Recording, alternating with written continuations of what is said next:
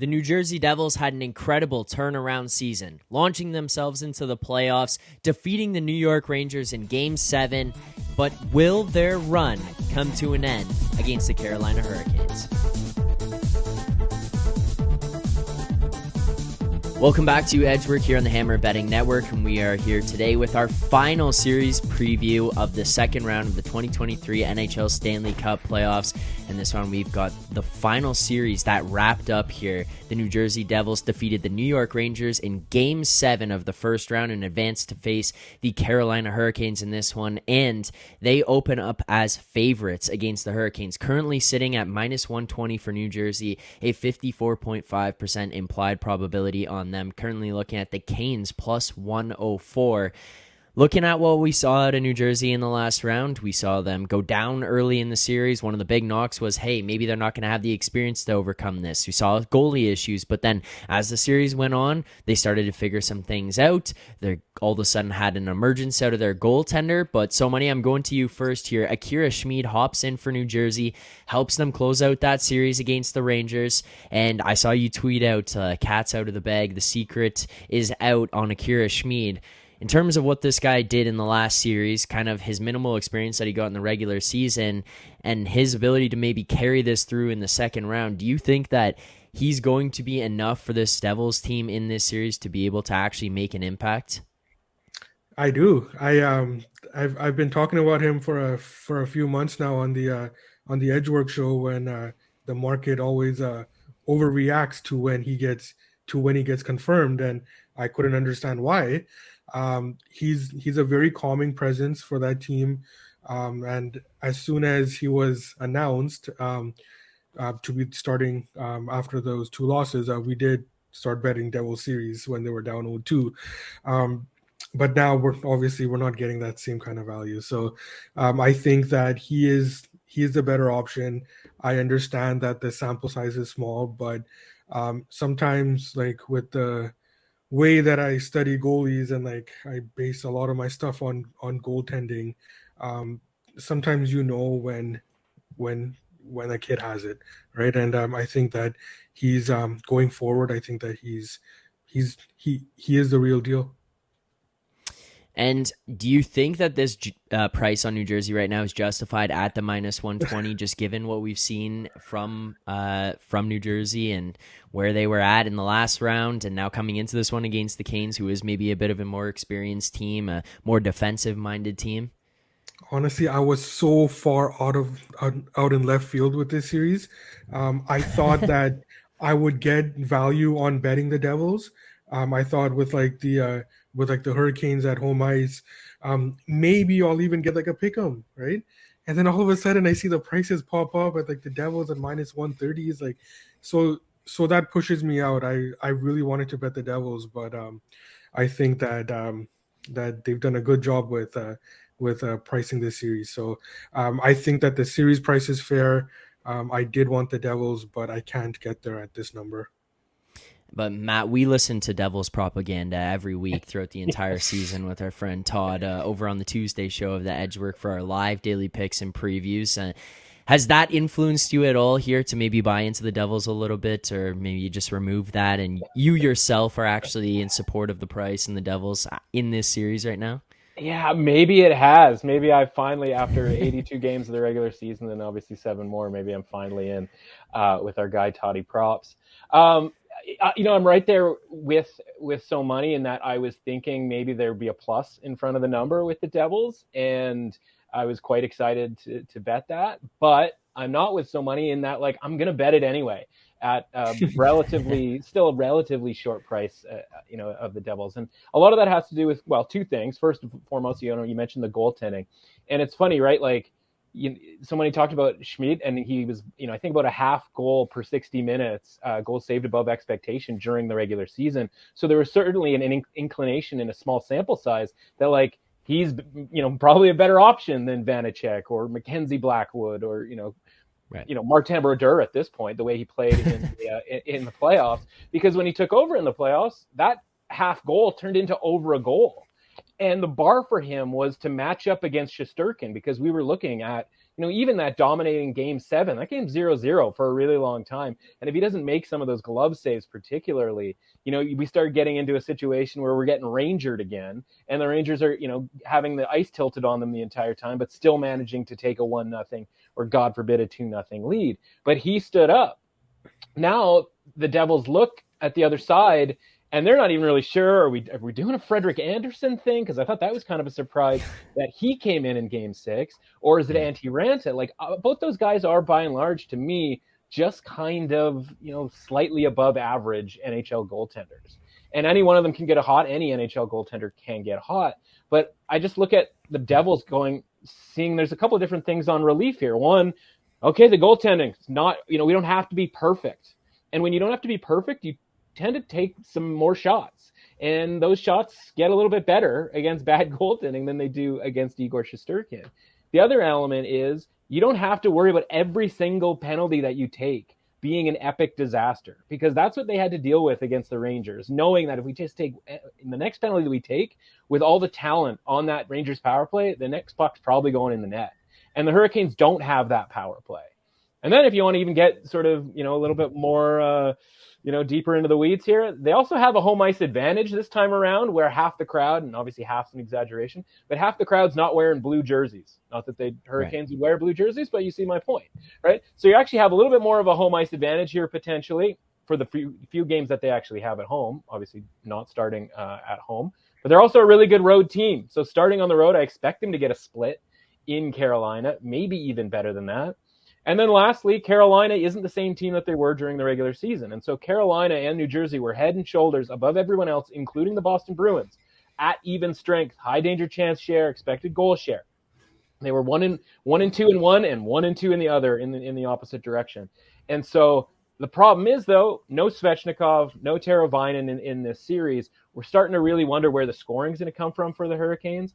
And when I look at the Hurricanes having beat the Islanders, a team that, listen, there are some wild card teams like the Florida Panthers, for example, that are a above average NHL team that just happened to be in that wild card spot. The Islanders were an average team that just happened to be in the wild card spot. And so I'm not only going to give the Hurricanes so much credit for beating the Islanders. And while it was in 6 games, listen, we came on the show on Tuesdays talking about, are the Islanders ever going to get a call here? Like, Carolina's getting everything when it comes to, missing high sticks in overtime and some shady calls in Game 3 or Game 4, I can't remember which one it was, back on Long Island. And, they got all of the sort of breaks against the Islanders, and they were still sub 50% in expected goal share at even strength, and had less high danger chances than the Islanders, who don't really, create that much offense. So how's that going to go against the Devils? I don't think it's going to go particularly well. So between some shaky, potential goaltending situations where, again, Schmid doesn't have to be the better, I shouldn't say he doesn't have to be the better goaltender. Obviously, he probably should be the better goaltender. The bar to be the better goaltender is way, way lower this time around. Between that and some of the other sort of advantages that I think the Devils have here, beyond sort of the conceptual stuff about their speed and all of that kind of stuff, like, yeah, I want to be on the side of the Devils, and I'm willing to ignore the fact that I was, had my fingers crossed about a plus, an even money price on this. I'll take the minus, 120, minus 125. Again, that's not scaring me away, especially considering the injury issues and the depth concerns with the Hurricanes, because the Devils are all depth. And the fact that they won that series without a lot of their great goal scorers scoring goals is only a good thing going forward here against the Hurricanes. I think that a lot of the stuff you said in favor of the Devils, though, also applies to the Hurricanes, and we're choosing to sort of neglect that, where, like you said, a lot of the shots, get better when you're facing not Shesterkin. I mean, the same can be said about facing not Sorokin, right? But he wasn't very good in that series. Shesterkin wasn't Shesterkin didn't necessarily win them games, right? And this is also a Rangers team that we've talked about, like you say, Canes against the Islanders. It's also, a Rangers team that we've been ripping on all year, for 2 years even, about how bad they are at 5-on-5 and how they can't generate much offense, and, how they kind of sit back and get caved in regularly and sort of outperform their bad underlying metrics, right? So, and a Canes team as well that has that same depth, right? Like a Canes team that had a lot of depth scoring in the first round, and like, if anything, is like, doesn't, the Devils have the depth scoring as well, for sure, and you have to give them the edge up front, but the Canes, like, can also roll 4 lines, and if one line is getting shut out, I think you can rely a little bit more on their depth scoring, whereas, obviously the Devils have that edge in elite firepower up front, but like, if that top line gets shut down, you're a little bit more concerned about relying on those other lines to produce. For the Devils, I'm not. I think the Devils, I think they have, based on the injury elements with the Hurricanes and missing those two wingers, I think they have more offensive depth. What I'm talking about with Shesterkin stopped 49 of the first 50 high danger chances, or I should say stopped them necessarily, because obviously there were some missed nets in that sort of thing. But 1 out of 50, he was the one keeping them, I shouldn't say in that series, because obviously they were kind of gifted those first two games when the Devils started Vanacek and he couldn't stop a beach ball. But listen, and if Frederik Andersen or Antti Ranta plays like Igor Shesterkin and raises that bar, then I'll tip my cap to Antti Ranta and Frederik Andersen. I'm just willing to bet against that at this point.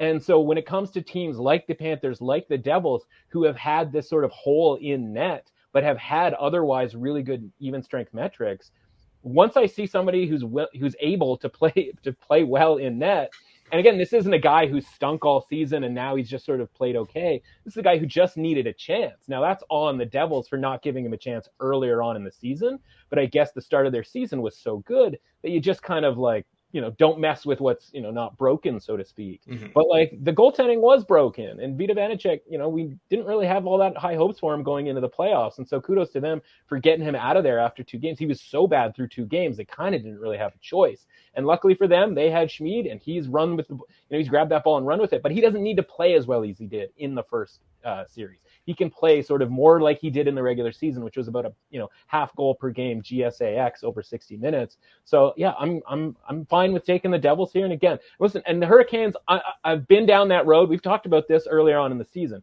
in the ready to get hurt again category. The Hurricanes will hurt you again, right? We have been doing this since basically the bubble year, where it was the Hurricanes have all the metrics. The Hurricanes should compete against the Bostons and the Rangerses and all of that sort of thing. And they keep disappointing. So I'm going to lean against the going for the Hurricanes, if that makes sense. I'm going to lean on fading the Hurricanes until they show me that they can do it otherwise, because I haven't seen it for 4 or 5 years now. This is a team with that core that should have gone farther over the course of these last few years. I just think this is going to be another disappointing series for the Hurricanes. I mean, like we saw with the Leafs, right? Eventually all teams do break through and you eventually do get those bounces, right? I think from a Schmid perspective, again, I'm just playing down. I think this is just good dialogue to have, just to play both, to talk about both sides of this. But you talk about even from, a Schmid perspective where he's going to get tested a lot more in this series than he did by the Rangers, right? And he obviously played very well when he was tested, but the Hurricanes were by far the best in the league this year at generating shot attempts, shots and shot attempts, right? They were top of the league in Corsi 4, Fenwick 4, and shots 4 per 60 minutes at 5-on-5. And, they're also then they can protect their goaltender a bit more if you think that Schmid has the edge, just because they were also, the Devils weren't that far off, but defensively, the Canes had the big edge in limiting shots, whereas the Devils weren't as good at limiting shots. So, maybe Schmid gets a heavier workload than Ranta and Andersen here. And then, Yeah, I sort of wonder about the quality of those shots though, right? Because, as I go through the numbers here, right? The Hurricanes over the course of the regular season had an okay high danger chance conversion rate, right? Then they lose Svechnikov and that rate goes down. And then they play in this playoff series against the Islanders and they converted at 9%, 6 out of 66. So either they're just really bad at scoring, which is probably good news for the Devils, or these chances aren't necessarily of the same quality that the Rangers would get, because those guys, when they got the chances, or sort of historically when they got the chances, those guys were converting because it was Zibanejad ripping, one-timers and Kane doing Kane things and Tarasenko doing Tarasenko things. And, Kreider, obviously, is the only one who actually scored in the series. But, those are the guys who were a lot more scary because we knew going in, this is a team that converts 13, 14% of their high danger chances at even strength. Whereas the Canes are a team, they only do it at 9, 10%, right? So we'll see how good those chances end up being, because that's my concern with the Canes. We always sort of rely on the Canes to generate those chances. They just, kind of never actually score on them. I mean, the Rangers were the same thing in the first round, right? They generated some chances, but they weren't able to turn them into necessarily quality chances or shots on net or really test Schmid in some of these instances where they're missing the net and so on and so forth. So I don't know. I just think it's, maybe it is a case of quantity over quality, but I like the depth that the Hurricanes can, bring, and their power play started to really heat up in that first round, whereas the Rangers kind of went cold and they weren't able to, make the most of those opportunities. So again, I mean, it's a really tight series for sure. And I just think that, a lot of the things that were sort of working in favor of the Devils kind of are working in favor of the Canes here too, where you're looking at going from that first round matchup to the second round matchup where you're facing a not as good of a goaltender, maybe slightly. At least from a Canes perspective, you're facing a team that doesn't suppress shots as well.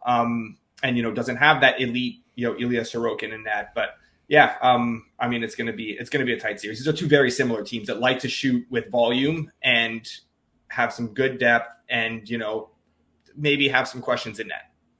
I'm also concerned about using season-long numbers on the Hurricanes as well, because of how much are we dropping off here without Svechnikov and Teravainen. Mm-hmm. The other thing too is that, full disclosure, I bet the Islanders against Carolina, and I was dead wrong, because not necessarily being wrong about Carolina, but I completely overvalued the Islanders. They're a bad team, and what ended up happening is that they seduced me with the way that they ended the season. Me too, right? Because I thought that they were getting it together defensively. A lot of the bad habits that plagued them in the middle of the season, I thought that they were getting over that. Well, we saw all of that come back in that Carolina series. They were very poor defensively, to the point where they did make Carolina look a lot better than they are in terms of offensive generation.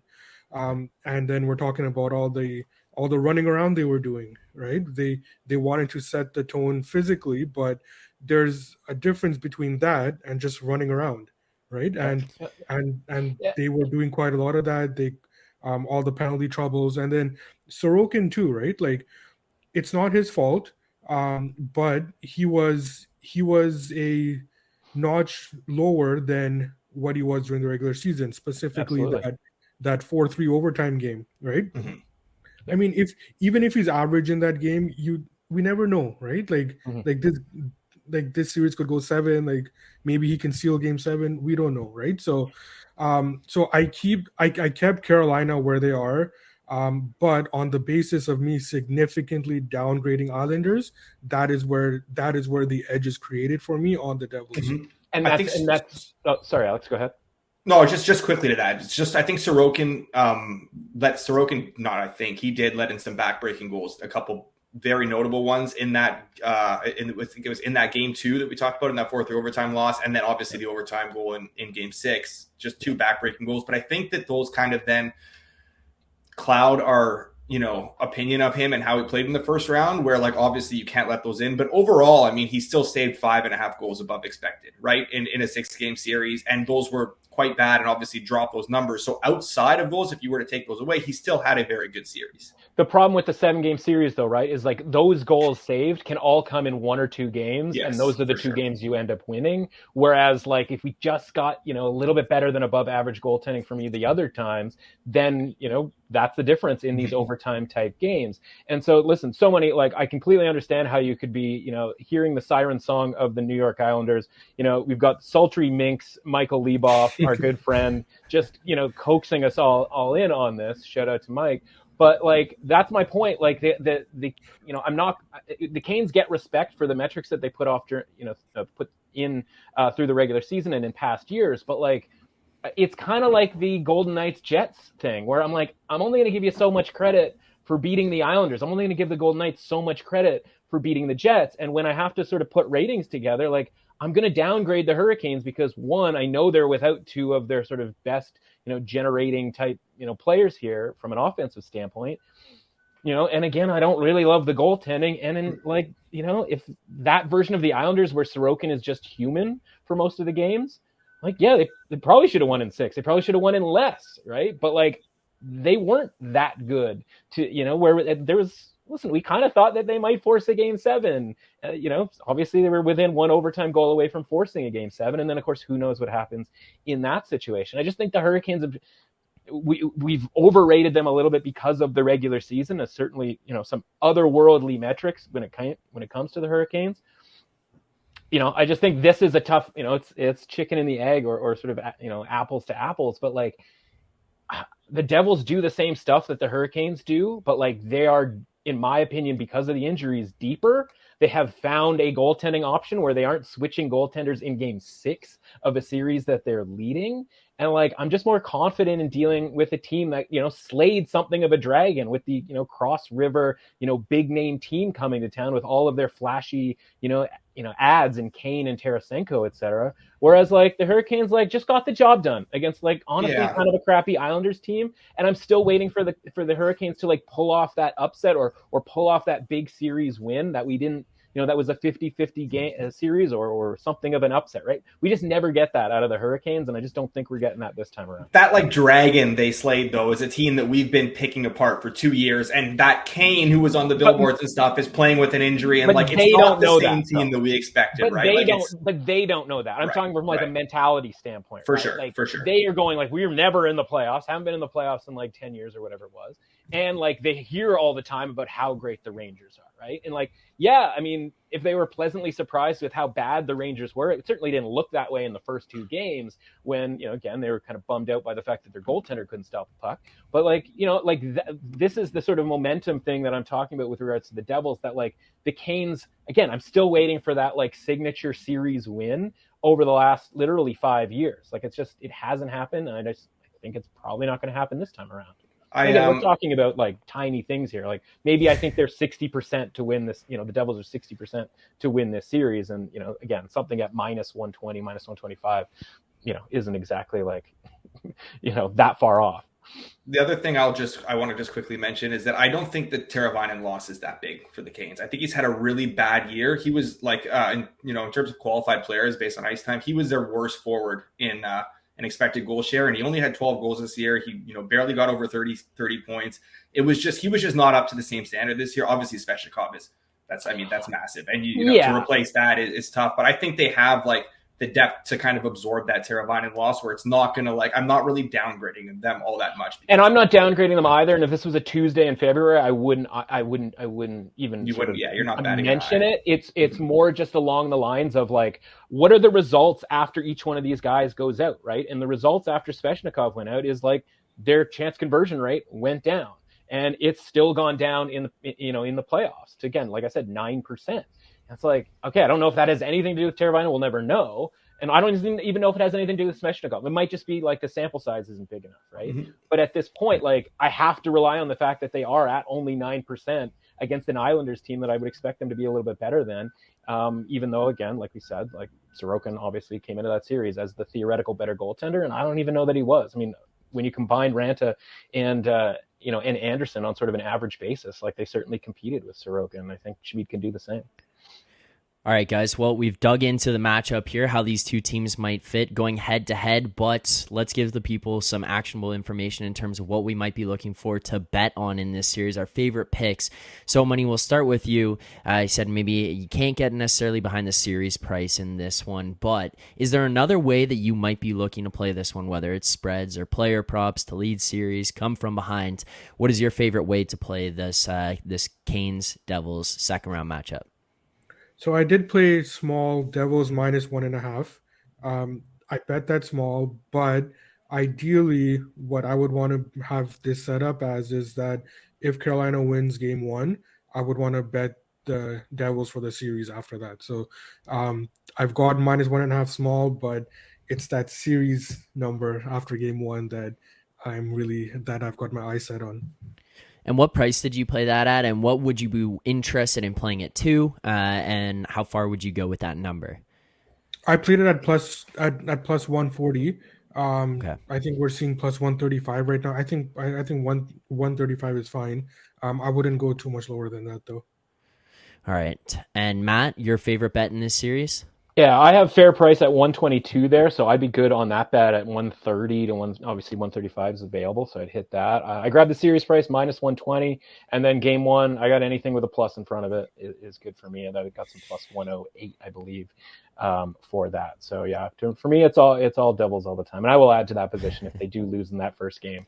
It's not going to be a wheelbarrow situation like it was for the Wednesday late night affair with the Oilers if they happen to lose game one, but maybe whatever's smaller than a wheelbarrow, maybe just a small. A little pail. Pail. Yeah, there you go. Yeah, I was going to say a bucket, but pail is a better. The Home Depot gardening buckets, mixing concrete. Right. Yeah, okay. Totally. All right. And Moretto, to you finally, favorite picks in this series? I'm going to go with I struggle to if you can get like a plus 115 or better on the Canes, I don't mind that. Again, more of a bucket than a pail situation, even where it's not like a big play, but I think I would lean that way. I said last night before we came on air, I said, I don't care who wins this game 7. I just want to bet either whoever wins this series between the Rangers and Devils against the Canes.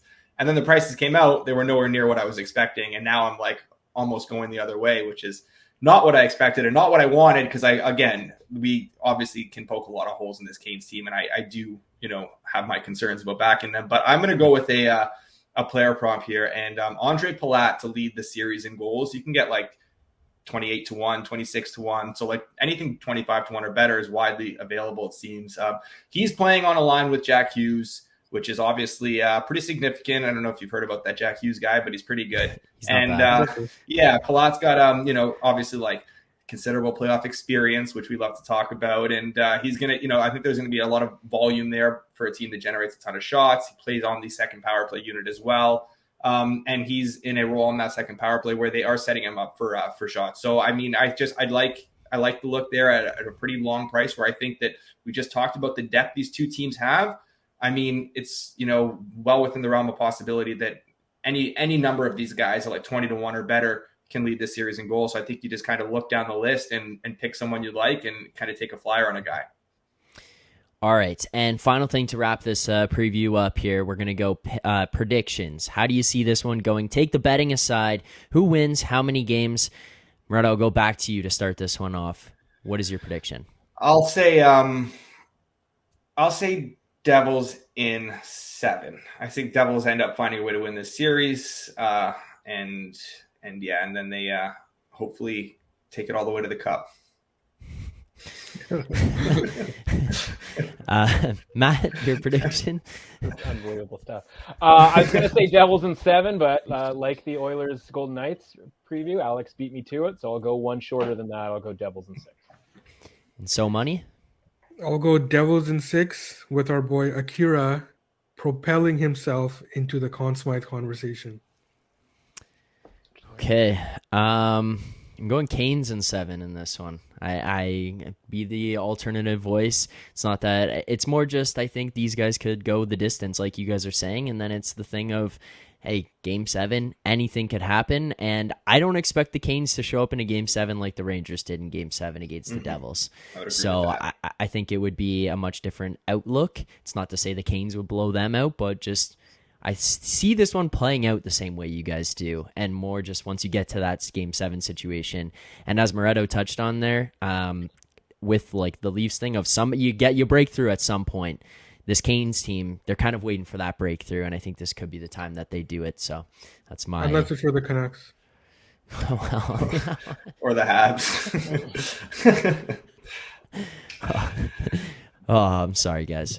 Yeah, we'll see. We'll see what happens here. But I appreciate the insight. This one is jam-packed with information, so hopefully people got a lot out of it. If you enjoyed it here, make sure to hit like and subscribe here to the Edgework HQ YouTube channel. We do have daily picks and previews of all the games going on those nights. We'll give out best bets each and every day as well. This is the final series preview for the second round, but when we get to the third round and the Stanley Cup Finals, we will have series previews for those. So you're going to want to see those as well. Make sure to subscribe here to Edgework HQ so you don't miss a single thing.